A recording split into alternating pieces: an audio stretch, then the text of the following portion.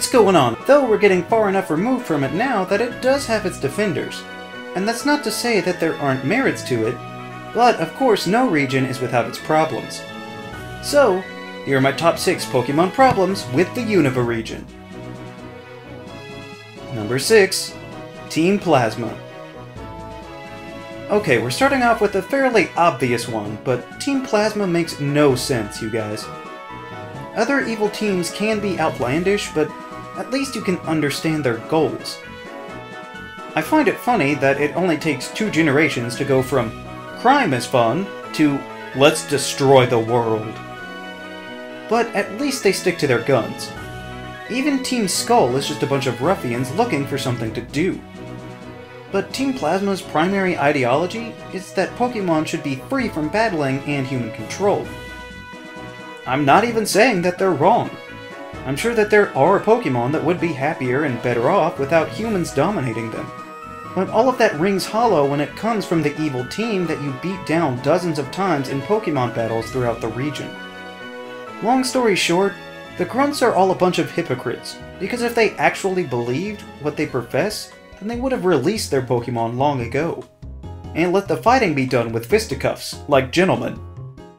And even if you say that they were duped by the leaders somehow into believing that it didn't contradict their fundamental beliefs, then obviously these people are a bunch of trainer school dropouts. And speaking of their leaders, they all turned out to be evil, as shown by their return 2 years later when Team Plasma was revived as a terrorist organization. I mean, this is the same man that manipulated N from when he was a boy to be some sort of pawn in his master plan. And then you have Colress, who joined this terrible group just because they would bankroll his science experiments, not caring at all about the consequences of his inventions, knowing that they would hurt innocent people. Simply put, Team Plasma is a collection of horrid individuals at the top that are in charge of the least self-aware group of ironic freedom fighters in all of fiction. Number 5. Humilau City. This city itself is not that bad. It's actually kinda cool to have a nifty tropical location with houses up on stilts. It's got plenty of character. I have no problem that a tropical region exists somewhere in the region. Like in Kalos, how the Friend Safari is located in a more tropical area. That's fine, but it also makes sense in the map setup since it's in the southernmost part of Kalos. I realize that for half of the globe, further south means colder, but for the vast majority of the world's population, going south means it's warmer. Instead, Humilau City is one of the most northern points in the entire Unova region, when they easily could have remedied the situation by putting it down in the opposite corner with the rest of the new locations. Putting Humilau City down here at the coast would not only make sense, but actually give the player a reason to return to this section ever again, unlike the current setup. It could have been cut off with Rock Smash or Cut or something at the beginning, but it would have been just like a modern-day Viridian City, coming back to the place right beside your hometown for the final gym.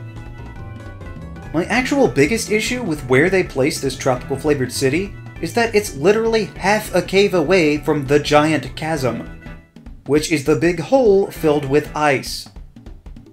Even if the cold north is somehow not a natural phenomenon, and you say that it's only caused by Kyurem, the simple fact that such a drastic change encroached upon the natural climate means that it would have thrown the entire ecosystem spiraling out of control. Essentially, that means that there's no way Humilau City would have been such a pleasant vacation spot, but instead would have been plagued with dying wildlife and ravenous storms. Some people might think this is dumb to get stuck on the science in a world full of fighting monsters, but it would have taken all of 3 seconds to realize that one simple move would have made everything actually make sense without ignoring the laws of physics that are otherwise observed in their universe. Number 4. What exactly is the deal with the badges? Firstly, I do not have a problem with multiple badges in the region beyond the standard 8. This was the first time beyond the anime that we've ever had official confirmation that more than 8 badges can exist, so it was actually pretty cool. But if that's the case, I guess there's just one thing that I really don't understand. The Basic Badge. When we see Unova in Black and White 2, it takes place 2 years after the originals. But in that time, several of the gym leaders have changed. We have witnessed this before in some other regions, but these were Roxy in Burbank City with the Toxic Badge, and Marlin, whose Impossible City held the Wave Badge. And those are fine new additions, but the Basic Badge is a different story. The Basic Badge started with Lenora over in Nacrene City, where the gym was a museum-library hybrid thing. So it's likely that the gym was forced out of Nacrene City due to insurance purposes. But then the Basic Badge and the idea of a normal-type gym apparently somehow made its way all the way to the other side of the region to a place that didn't even seem to exist 2 years ago. What I don't understand is why it is specifically the Basic Badge. For replacement leaders in the past, they've always been at the same location, so it made sense to have the same badge. But I'm not sure what sort of licensing agreements go into these badges, because it seems like it was somehow easier for them to buy the rights off of someone else than to apply for their own independent branding. It can't be that hard to come up with your own badges, because fans do it all the time. And did the franchise come reliant on the contingency that it must go to a normal-type gym? Because the last time I saw Charon, he had Pokemon in the mid-60s, and only one of them was a normal type. I get that being a gym leader is an honor and all, but why couldn't he be like Blue and get to keep his awesome Pokemon that he already had? Or at least maintain a variety of types instead of being handicapped with no advantages. It's probably a petty thing to get hung up on, but it just brings up so many questions to me. Does the existence of these new badges mean that the old ones are now no longer available? Who was even able to orchestrate these kinds of changes in the first place? The Elite Four? But honestly, if they had just cranked out any old random thing instead of reusing one from before, none of these glaring distractions would have even come into my mind. Number 3. Rotation Battles. Battles are arguably the most important aspect of any Pokemon game, so bringing in additions to spice things up like abilities, or the physical special split, or even an extra partner always has a big impact. So, 2 generations after the Double Battle was introduced, we received the Triple Battle. It was a natural expansion of the already existing format, and added in some new strategies, like with only certain moves being able to hit from across the field. All in all, I thought it was fun to hop into a 3-on-3 battle every so often. But that wasn't the only new type of battle introduced in Unova. Rotation battles also came on the scene at the same time, and instead of doing so triumphantly, it's more of an embarrassing stumble that topples everything it was built upon. Rotation battles are sort of like triple battles in that they have 3 Pokemon from your team on the field at any given time that will gain experience. But only one of them will actually be able to battle. The catch is that you can switch around which Pokemon moves to the front at any time. The problem is that apparently for the opponent's AI, their default for at least 80% of the time is to randomly switch their Pokemon around for no reason. So it ends up behaving as if it were a turntable operated by a hyperactive DJ. This makes it almost impossible to employ any kind of strategy against your foe when you shift in your Sawsbuck to handle their Jellicent, but they immediately swap it out for a Darmanitan. So you end up just spamming your strongest move on a single Pokemon, hoping you'll catch them on the turn. And what's even worse is when it's almost all exactly the same kind of Pokemon, but they keep switching anyway, meaning you'll get them all down into the red separately before being able to kill any of them. Either way, it always is dragged out far past the point of any enjoyment. I mean, just think about it in Universe. How would that even work? Your Pokemon are just waiting on the sidelines to hop out? I think only if it had come out before Triple Battles did, they could have been considered okay. But as soon as Triple Battles came along, they would have been a full replacement for these rotational monstrosities. And due to its proximity, I feel that Triple Battles are unfairly lumped together with Rotation Battles, and people see them both as annoying or failures, when I truly think that Triple Battles were an appropriate addition to the Pokemon lore. And they're aspects that we should continue to be enjoying to this day, but instead Triple Battles have been unfairly tainted due to their tangential relationship with one of the worst gimmicks to ever plague the Pokemon world. I just hope this is one mechanic we don't see return in Black and White 3, or whatever they'll call the remakes. Number 2. Pervasive humanity. An almost defining feature of the Unova region is the amount of things you can do. Some people will call that a plus, and it certainly is always better to have culture than to not. My problem is that a lot of it seems like a missed opportunity. I say this because they didn't do anything unique with it.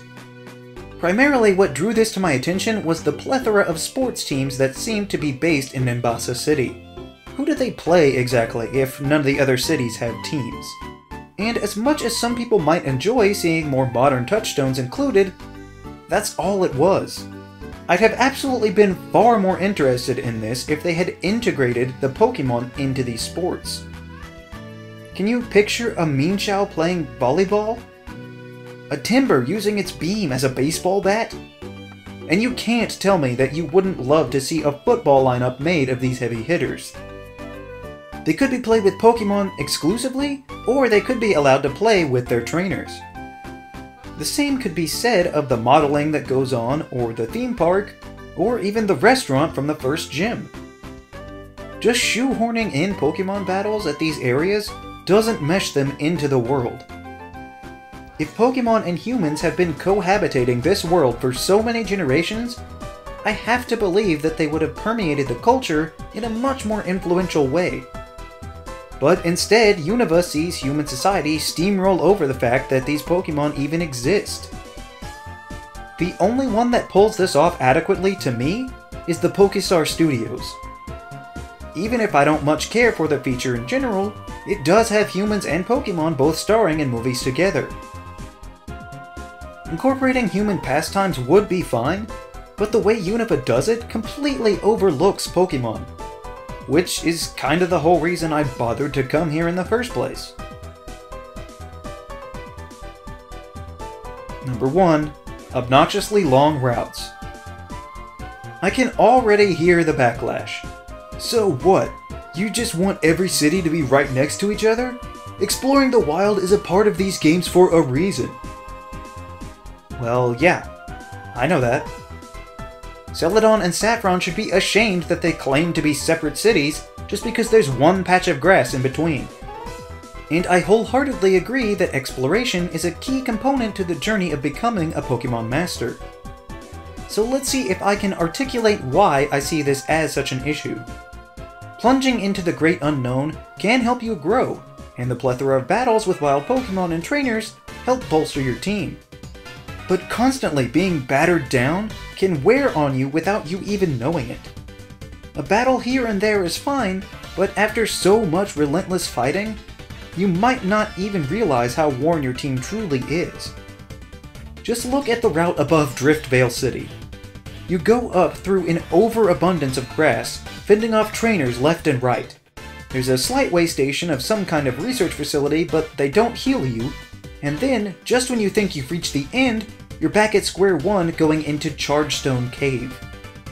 Yes, there is a heal spot right outside the cave, but you can't very well leave and expect to navigate it over and over again when things go wrong. And once you get past Skyla, there's another long route with a cave at the end just like it. This is further exacerbated if you're like me, and are hesitant to spend money on healing items or repels. If you're lucky, you can find a nurse every so often that will heal you, which does help, but for some reason the caves in Unova seem to be the most expansive to date. And maybe I'm just doing something wrong, but I find that I can barely tread water throughout the region, in that rival trainers are consistently keeping pace with my own leveling, making the need for healing even more frequent. A perfectly reasonable way to alleviate this slightly would be to have spots on the numerous bridges throughout the region to heal somehow, like at the village bridge. It makes going between the routes on either side much more manageable than having to double or triple back all the way to the next town. One of the most frustrating parts seem to be the numerous offshoots that are littered about the region. Again, side areas to explore are a good thing, but in Unova they seem to have a propensity to be giant forks in the road that distract you from what you're supposed to be doing, instead of hidden away to reward exploration. Do I want my hand held like the newer games and have my team healed every 3 steps? No, but there's a difference in making something challenging through strategy and tactics, and just piling it on, making it difficult to progress out of spite. Have I explained it thoroughly enough? No? Okay, bring on the comments. So, those are my top 6 Pokemon problems with the Unova region. What problems do you have with Unova? Let me know down in the comments. Also be sure to leave a like, share this video, and subscribe so that you too can become an Imperial today. And we'll see you around next time!